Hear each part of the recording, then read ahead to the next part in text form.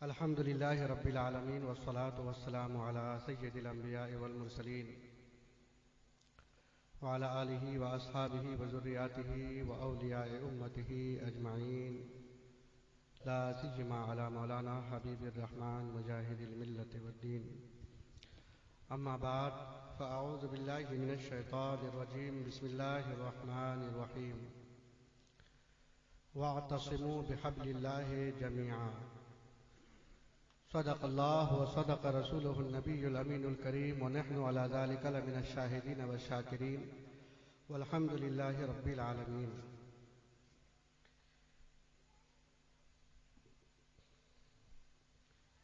سب سے پہلے آقا نامدار کی بارگاہ میں درود و سلام کا نذرانہ پیش کرنے کی سعادت حاصل کریں.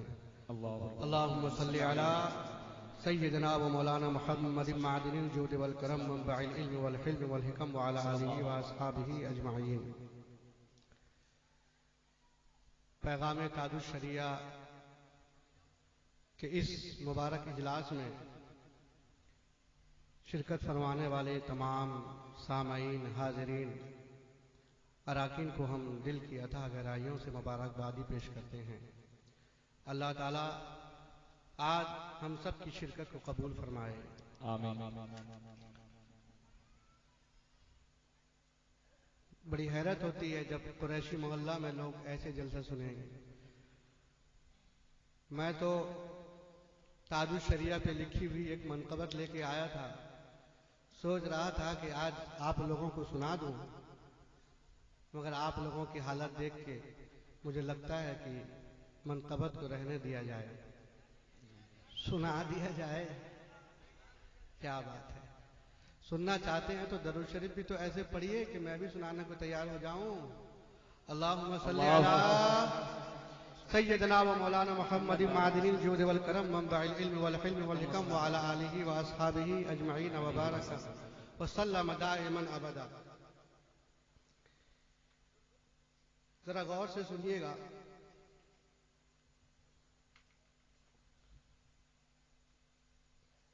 ہو اتنے دور کے عقل و خرد سے برتر ہو.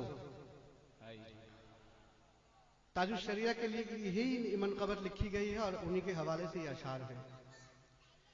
اگرچہ ان کا نام جا بجا اشعار میں نہیں ہے مگر مراد وہی ہے. ہو اتنے دور کہ عقل و خرد سے برتر ہو اتنے دور کہ عقل و خرد سے برتر ہو اور قریب یوں کہ مریدوں کے دل کے اندر ہو. قریب یوں کہ مریدوں کے دل کے اندر ہو اور تمہارے ڈر سے مخالف خاموش رہتے تھے. تمہارے ڈر سے مخالف خاموش رہتے تھے. انہیں پتا تھا کہ تم علم کے سمندر ہو. انہیں پتا تھا کہ تم علم کے سمندر ہو اور قلم اٹھا ہے تو دریا بہا دیے تم نے. قلم اٹھا ہے تو دریا بہا دیے تم نے. وفور علم میں احمد رضا کے مظہر ہو. وفور علم میں احمد رضا کے مظہر ہو اور تمہارا فیصلہ ترنم کے ساتھ کا زمانہ چلا گیا ہے. تمہارا فیصلہ جو ہے وہ حرف آخر ہے. تمہارا فیصلہ جو ہے وہ حرف آخر ہے. تم اپنے دور کے بے شک امام اکبر ہو. تم اپنے دور کے بے شک امام اکبر ہو. اور یہ عقیدت کا شعر کہ رضا یہ حشر میں اعلان کر رہے ہوں گے. رضا یہ حشر میں اعلان کر رہے ہوں گے. رضا یہ حشر میں اعلان کر رہے ہوں گے کہ وہ میرے ساتھ چلے جو غلام اختر ہو. وہ میرے ساتھ چلے جو غلام اختر ہو. رضا یہ حشر میں اعلان کر رہے ہوں گے وہ میرے ساتھ چلے جو غلام اختر ہو. اور مہک اٹھے گی میری قبر میرا لاشا بھی. مہک اٹھے گی میری قبر میرا لاشا بھی. میرے جنازے پہ اے کاش تیری چادر ہو. میرے جنازے پہ اے کاش تیری چادر ہو. قریب یوں کہ مریدوں کے دل کے اندر ہو ہو اتنے دور کہ عقل و خرد سے باہر ہو. ایک بار اور درود شریف کا نذرانہ پیش کر لیں. اللہم صلی علی سیدنا و مولانا محمد معدن الجود والکرم منبع العلم والحلم والحکم وعلی آلہ واصحابہ اجمعین. پیغام تاج الشریعہ کے نام کی یہ مجلس ہے. مناسب ہوتا معلوم ہوتا ہے کہ تاج الشریعہ کے کچھ پیغام آپ لوگوں کو پہنچائے جائیں. ابھی آپ کے نقیب اجلاس نے ایک بڑا خوبصورت اور ایک ضروری پیغام تاج الشریعہ کا آپ تک پہنچایا. اور حقیقت یہ ہے کہ جو پیغام تاج الشریعہ کا ہوتا ہے وہ شریعت کا پیغام ہوا کرتا ہے. اس لیے سر دست پیغام تاج الشریعہ کے نام پہ ہم شریعت کا 2 مسئلہ انشاءاللہ بتائیں گے. اور انشاءاللہ آپ محسوس کریں گے کہ دونوں ضروری مسئلے ہیں. پہلی بات یہ ہے کہ آج کل ہمارے سماج میں بہت سے لوگ کافر جو غیر مسلم ہیں ان کے ساتھ برادری، تعلق، دوستی رکھ رہے ہیں. ہمارے علماء کرام نے دیوبندی وہابیوں کے حوالے سے بہت پرزور تقریریں کی اور ان سے ہر طرح سے بائیکاٹ کا حکم فرمایا. لوگوں کو یہ لگا کہ یہ سارا حکم تو وہابیوں دیوبندیوں کے لیے ہے، کافروں سے، غیر مسلموں سے تو ہم سب کچھ کر سکتے ہیں. کبھی اس حوالے سے کوئی تقریر یہ سمجھ کر نہیں کی گئی کہ لوگوں کو تو معلوم ہے کہ غیر مسلموں سے تعلق جائز نہیں ہے، دوستی جائز نہیں ہے. مگر دیکھا یہ بھی جا رہا ہے کہ ہمارے لوگ، ہمارے مسلمان بھائی کافروں کو اپنی شادیوں میں بلاتے ہیں. یہ خود ان کی شادیوں میں جاتے ہیں، ان کے یہاں کھانا کھاتے ہیں، ان سے دوستی کرتے ہیں، ان سے رشتہ نبھاتے ہیں. یہ بات سارے مسلمانوں کے لیے کہی جا رہی ہے. قرآن میں ہمارا پروردگار ہم سے ارشاد فرماتا ہے، یا ایھا الذین آمنوا لا تتخذوا الکافرین اولیاء. اے ایمان والو تم کافروں کو اپنا دوست ہرگز نہ بنانا. یہ قرآن کا صاف اعلان ہے. اس کا مطلب یہ ہوا کہ آپ غیر مسلموں سے کسی طرح کی دوستی کر نہیں سکتے. اور ایک مسلمان کا یہی شیوا ہے کہ وہ قرآن کی آیت پر ایمان بھی رکھے اور اس پر عمل بھی کرنے کی کوشش کرے. ہاں البتہ کافروں کے ساتھ لین دین کر سکتا ہے. اس کے پان کی دکان سے پان خرید سکتا ہے، چاکلیٹ خرید سکتا ہے، جو جائز چیزیں ہیں وہ خرید سکتا ہے. اپنی دکان سے کافر کو سامان بیچ سکتا ہے، کافر کی گاڑی چلا سکتا ہے، کافر کو گاڑی چلانے کے لیے دے سکتا ہے. یعنی وہ جو معاملات ہیں جن میں لین دین ہوتا ہے، شریعت نے کافروں سے یہ کرنے کی مومنوں کو اجازت دی ہے. لیکن اس کے نتیجے میں کبھی دوستی کی طرف تم ہاتھ نہ بڑھانا.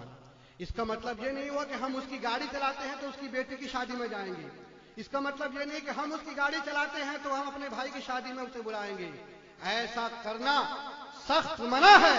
یہی قرآن کا حکم ہے، یہی رسول اللہ کا حکم ہے اور یہی پیغام تاج الشریعہ ہے.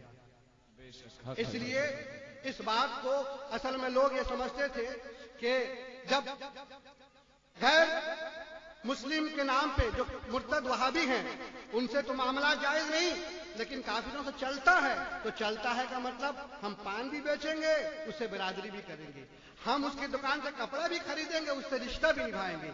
جتنے کی شریعت نے اجازت دی ہے ایک مسلمان اتنے ہی کرنے کا مکلف ہے اور اتنے ہی کرنے کی اسے اجازت ہے. اس لیے اس بات کو آپ لوگ اچھی طرح جان لیں کہ وہابیوں دیوبندیوں سے کسی طرح کا تعلق جائز نہیں. نہ ان سے برادری جائز ہے، نہ ان کی دکان سے خرید و فروخت کرنا جائز ہے، نہ اپنی دکان سے اسے کچھ بیچنا جائز ہے، نہ ان کی گاڑی چلانا جائز ہے، نہ ان کی گاڑی نہ خود ان کی گاڑی چلائیں، نہ ان کو گاڑی چلانے کے لیے دیں. یہ معاملات کافروں کے ساتھ یعنی غیر مسلموں کے ساتھ تو جائز ہے. یہ کام، یہ معاملات غیر مسلم جو مرتد ہیں، وہابی دیوبندی ہیں، ان کے ساتھ یہ معاملات بھی جائز نہیں ہیں. یعنی پتہ یہ چلا کہ غیر مسلم جو کافر ہے وہ تو برا ہے ہی، اس سے بھی برے یہ وہابی دیوبندی ہوا کرتے ہیں. تو وہابی دیوبندی برے ہیں، اس کا مطلب یہ نہیں کہ ہم غیر مسلموں سے کافروں سے دوستی کریں. اس بات کو اچھی طرح سمجھ لینا چاہیے. بہت سے لوگ ان کی شادیوں میں جاتے ہیں معاذ اللہ، وہ یہ سمجھ کے ان کے یہاں کھا لیتے ہیں کہ ہم تو وہاں ان کا حلال نہیں کھاتے، ان کا ذبیحہ نہیں کھاتے ہیں. یہ قطعاً غلط ہے کہ ان کا ذبیحہ نہ کھائیں، ان کی مٹھائی کھا لیں. اس کا مطلب یہ ہے کہ میٹھا میٹھا ہپ ہپ، کڑوا کڑوا تھو تھو. اس کا مطلب یہ ہوا کہ جس کا وہ ذبیحہ کیا ہے خالی وہی حرام ہے، اس سے دوستی جائز ہے. نہیں، اس سے دوستی ہی منع ہے. تو اس کے گھر کے پاس اس کے گھر میں جا کے کھانے کا کیا مطلب ہوا؟ اپنی شادیوں میں بلانے کا کیا مطلب ہوا؟ بہت ہم نے دیکھا ہے شادیاں ہوتی ہیں، ولیمے میں دو مجلس ہوتی ہے، ایک مسلمانوں کی اور ایک غیر مسلموں کی. وہ یہ مسئلہ جان لیں، ایسا کرنا سخت منع ہے. ایسا کرنے والے نہ تاج الشریعہ کو خوش کر سکتے ہیں، نہ مصطفیٰ کو خوش کر سکتے ہیں، نہ اللہ ان سے راضی ہو سکتا ہے.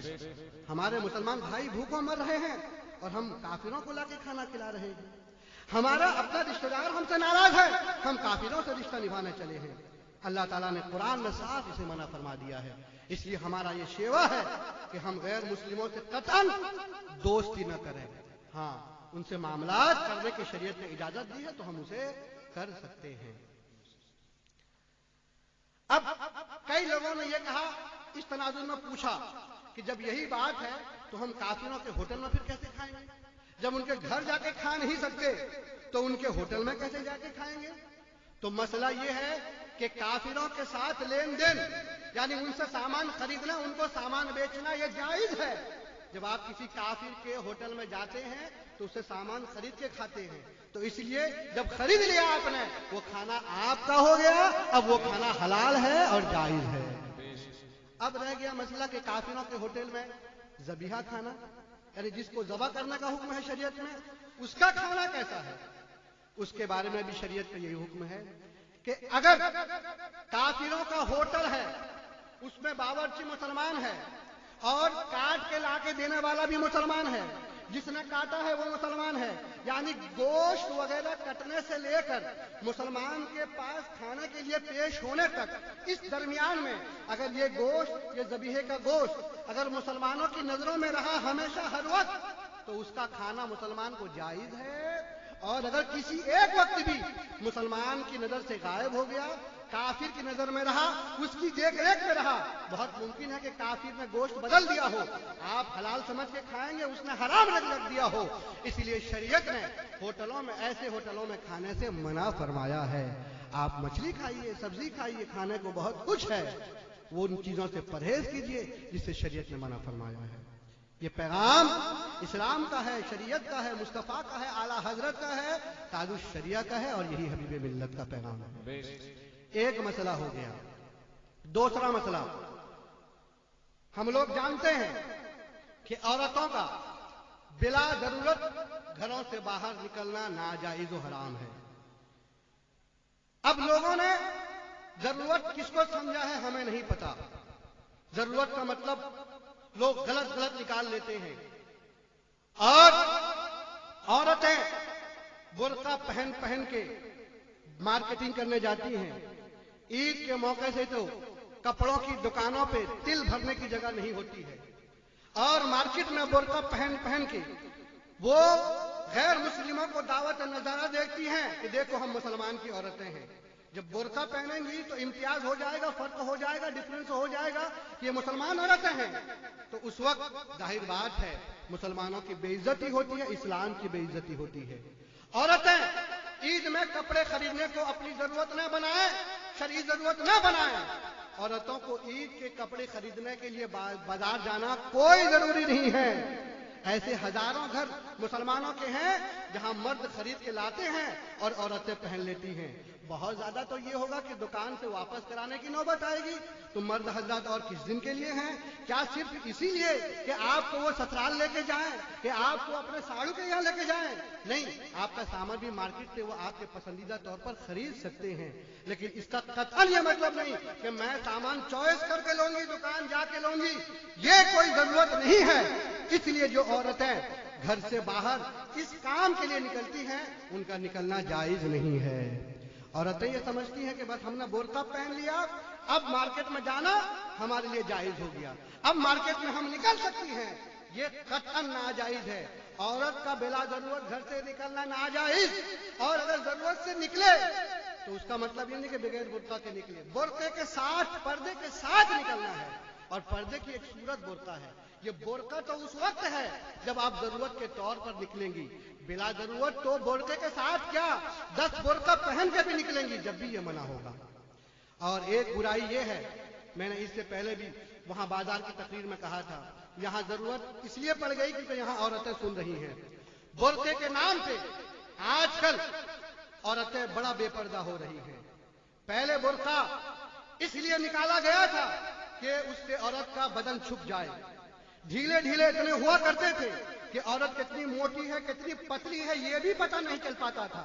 اور آج معاذ اللہ فٹنگ والے جو برقعے نکل گئے ہیں، چست ٹائٹ قسم کے جو برقعے نکل گئے ہیں، اس سے عورت کے کا باڈی اسٹرکچر پورا پتہ چل جاتا ہے، ہاتھ کہاں ہے، کمر کہاں ہے، اور پنڈلی کہاں ہے، یہ کہاں ہے، وہ کہاں ہے، یہ سب معلوم ہو جاتا ہے۔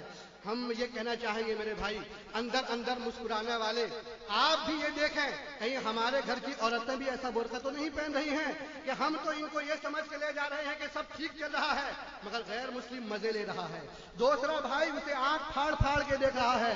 ایسے برقعے جس سے عورت کے جسم جھلکتے ہوں، اس کے اعضاء کی نمائش ہوتی ہو، میں اس ذمہ دار اسٹیج سے بڑی ذمہ داری کے ساتھ اعلان کرتا ہوں، ایسے برقعے ناجائز و حرام ہیں۔ ان کا پہن کے باہر بازاروں پہ نکلنا، ضرورت کے طور پہ بھی نکلنا ناجائز و حرام ہے۔ اس لیے عورتیں تو سمجھیں گی نہیں، اللہ انہیں سمجھ کی توفیق دے۔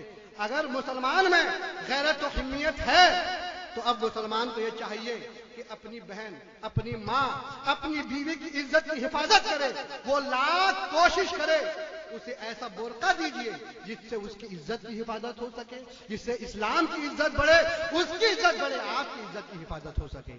اس لیے اس بات کو سب لوگ غور سے سنیں، جو لوگ ذمہ دار ہیں ان کی یہ ذمہ داری ہے کہ اپنے گھر کی عورتوں کو ایسے برقعے لا کے دیں جس سے ستر پوشی ہو۔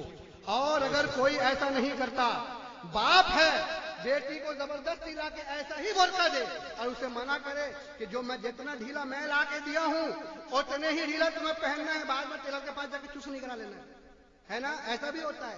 باپ نے ڈھیلا لا کے دے دیا، دوسرے دن بیٹی گئی اور لیڈیز ٹیلر کے پاس جا کے ٹائٹ کرا کے لے آئی۔ سختی کے ساتھ منع کرے۔ اگر کوئی باپ ایسا نہیں کرتا، کوئی بھائی ایسا نہیں کرتا، کوئی شوہر ایسا نہیں کرتا تو شریعت میں ایسے مردوں کو دیوس کہا گیا ہے۔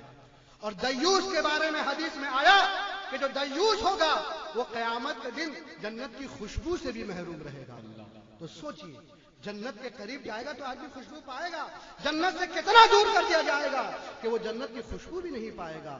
اس لیے اپنے آپ کو بھی آپ شریعت کے دائرے میں رکھیے اور اپنے گھر والوں کو بھی شریعت کے دائرے میں رکھیے۔ قرآن میں ہے قُوا أَنفُسَكُمْ وَأَهْلِيكُمْ نَارًا، اے لوگو تم اپنے آپ کو بھی دوزخ سے بچاؤ اور اپنے گھر والوں کو بھی، اپنے خاندان والوں کو بھی دوزخ سے بچاؤ۔ اس لیے یہ دو ضروری مسئلے تھے جو اس بینر کے تحت پہنچانے بہت ضروری تھے۔ اللہ تبارک و تعالی ہم سب کو اس پر عمل کی توفیق رفیق عطا فرمائے، آمین۔ ایک بات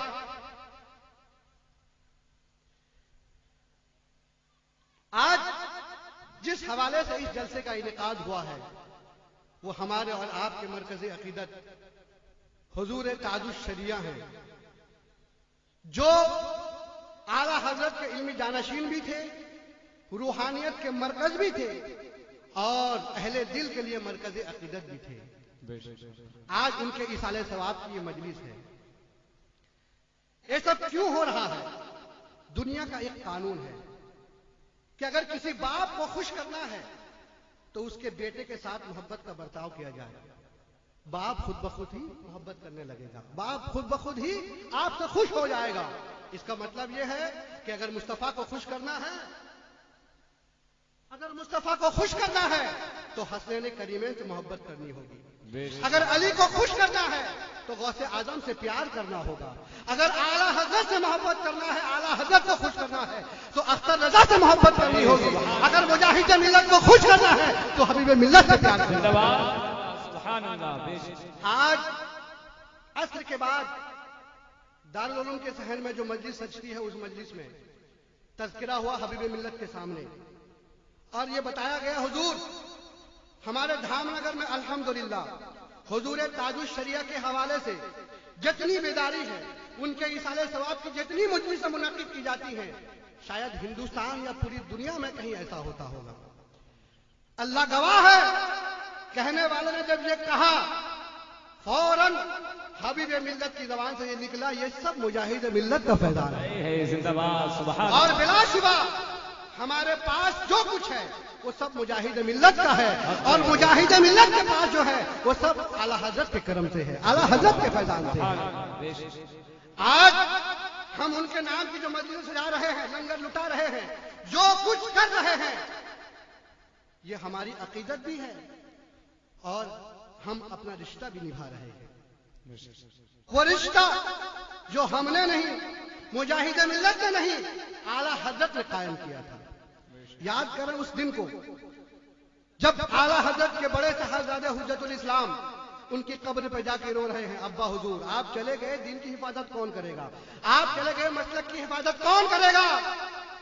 آپ یقین جانیں اس زمانے میں خود اعلیٰ حضرت کے بڑے صاحبزادے مفتی حامد رضا خان حجت الاسلام بھی موجود ہیں, خود مفتی اعظم بھی موجود ہیں, حافظ ملت بھی ہیں, حضور صدر الشریعہ مجاہد ملت کے استاد بھی ہیں, اور مولانا ظفر الدین بہاری بھی ہیں, بڑے بڑے علماء موجود ہیں, مفتیان کرام موجود ہیں. مگر اعلیٰ حضرت نے اپنے مسلک کی حفاظت کے لیے چنا تو ہمارے مجاہد ملت کو چنا. تصویر دکھائی اعلیٰ حضرت نے اپنے صاحبزادے کو, کس کی؟ ہمارے مجاہد ملت. مجاہد ملت اس سے پہلے بریلی گئے نہیں تھے, اعلیٰ حضرت کی ملاقات نہیں تھی, تو پھر اعلیٰ حضرت کے پاس ان کی تصویر کہاں سے آئی؟ پتا چلا کہ مجاہد ملت اڑیسہ میں تھے, مگر بریلی سے احمد رضا انہیں دیکھ رہے تھے, ان کی تصویر دکھا بھی رہے تھے. ان کی نظروں میں مجاہد ملت کا انتخاب پہلے ہو چکا تھا. ایسا نہیں ہے کہ اس زمانے کے بزرگوں میں معاذ اللہ وہ طاقت نہیں تھی کہ وہ سنیت کی حفاظت نہ کر سکتے. وہ کر سکتے تھے, بلا شبہ کر سکتے تھے, اور ایسی حفاظت انہوں نے کی, ایسی تبلیغ و اشاعت انہوں نے دین کی کہ رہتی دنیا تک ان کو یاد کیا جائے گا. مگر اعلیٰ حضرت نے مجاہد ملت کا انتخاب کر کے بالعموم اڑیسہ اور بالخصوص دھام نگر سے اپنا رشتہ جوڑ لیا. یہ رشتہ اعلیٰ حضرت نے جوڑا تھا, اس رشتے کو پہلے مجاہد ملت نے نبھایا, پھر مولانا عبد الوحید نے نبھایا, اور اب مجاہد ملت کے نواسے حبیب ملت نبھا رہے ہیں.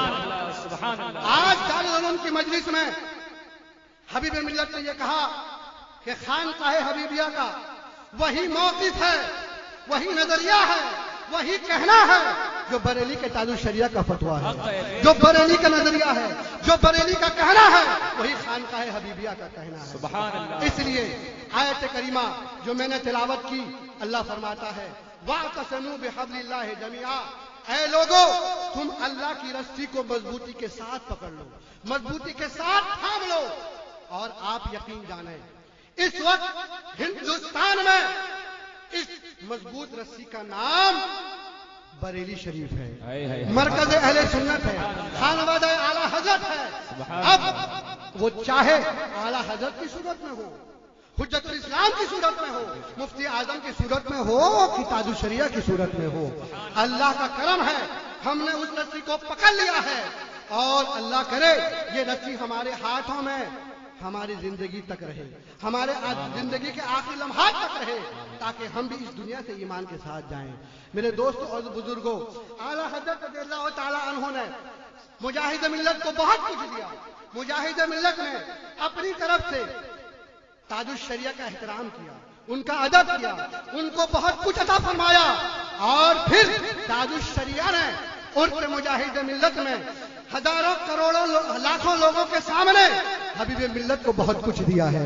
مجاہد ملت نے حضرت میں اپنے پاس آنے والے انسان کو تاج الشریعہ سے مرید کر کے یہ بتایا کہ جو تاج الشریعہ سے مرید ہوگا وہ میرا مرید ہوگا. اور تاج الشریعت نے تاج الشریعہ نے عرف مجاہد ملت کو میں حبیب ملت کو اپنی خلافت دے کے یہ بتایا کہ جو حبیب ملت کا مرید ہے وہ میرا مرید ہے. جو حبیب ملت کا عقیدت رکھے گا وہ ہم سے عقیدت رکھنے والا ہوگا. جو حبیب ملت کی دامن سے وابستہ ہے وہ ہمارے دامن سے وابستہ ہے. وہ اعلیٰ حضرت کے دامن سے وابستہ ہے. وہ غوث اعظم کے دامن سے وابستہ ہے. وہ مصطفیٰ کے دامن سے وابستہ ہے. اسی نے اللہ کی رسی کو مضبوطی سے پکڑ لیا ہے. اللہ تعالیٰ ہمارا رشتہ قائم رکھے. پھر کبھی انشاءاللہ موقع ملا تو اس رشتے کی اور کڑیاں انشاءاللہ آپ کے سامنے بیان کی جائیں گی. وما علینا الا البلاغ. السلام علیکم ورحمۃ اللہ تعالیٰ وبرکاتہ.